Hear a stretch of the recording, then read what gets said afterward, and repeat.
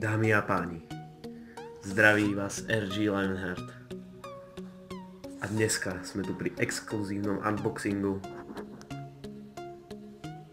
Nvidia GeForce GTX 950. Takže zdravím vás pri dnešnom videjku. Bude to taký netradičný, žiadny let's play ani nič. Pozrieme sa na kostru tomuto miláčikovi. Pribudol do našej novej rodinky hračky, takže hneď keď sa na to pozrieme, tak môžete vidieť vlastne hlavný obrazok z hry World of Warships. Vlastne prečo tam to je napísané, tak pretože môžete vidieť, že dostaneme exkluzívny invite code. To znamená, že sa budeme môcť pozrieť do tej hry a budeme mať 15-dňový účet zadarmo, čiže možno natočíme aj z tejto hry nejaký gameplay, uvidíme. Takže začneme si prečítaním vlastne tohto. Vidíte, je to od Asusu.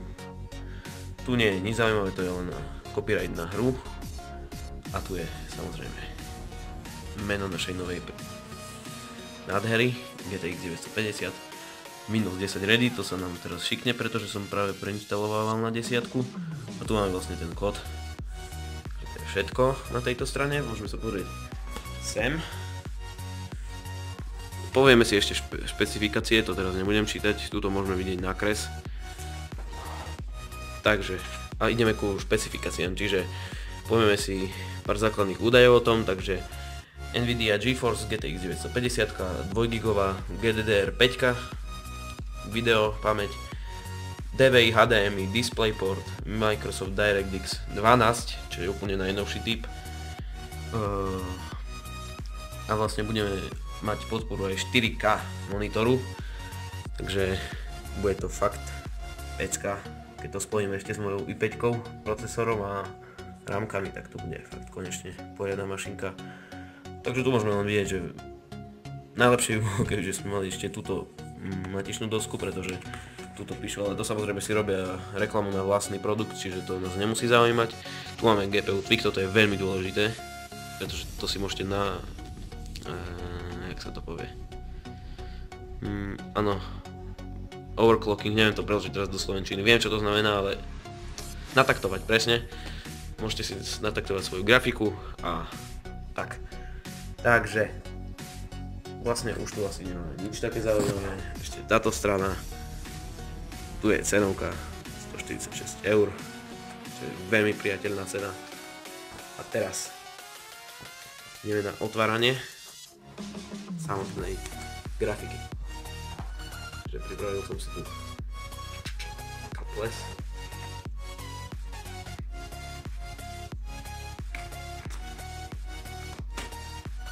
OK.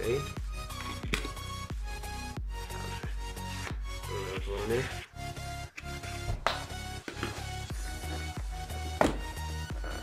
Teraz sa preukážem aj nešikovnosť trošku, ale to je vedľajšie. Sexy biela kravička. A otvorené ešte už nás od prvého videnia deví len tento papierik. Pani a páni, veľký moment. Dúfam, že sa mi to zmestí do počítača. Ako na to teraz pozerám, je to dosť veľké hovedo. Chlapci. No tak toto bude ofus.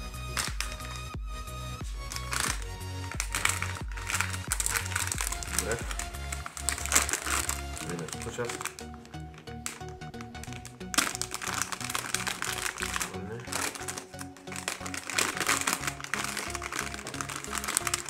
Vyslobodíme ju.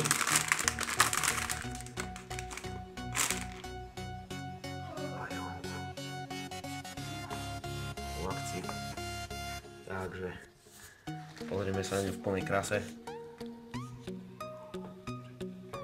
Takže máme tu vetračiky Asus originálne, čiže žiadne vetranie tam nebudeme musieť.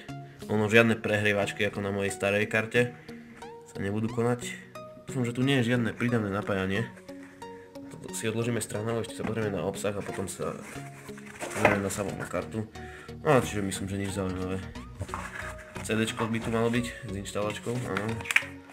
Tu ešte ten kódik, dúfam.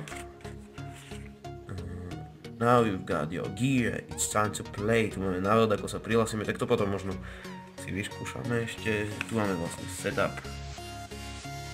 Pozrieme si, no preto si potom pozrieme ešte, keď to budem zakladať do kompu.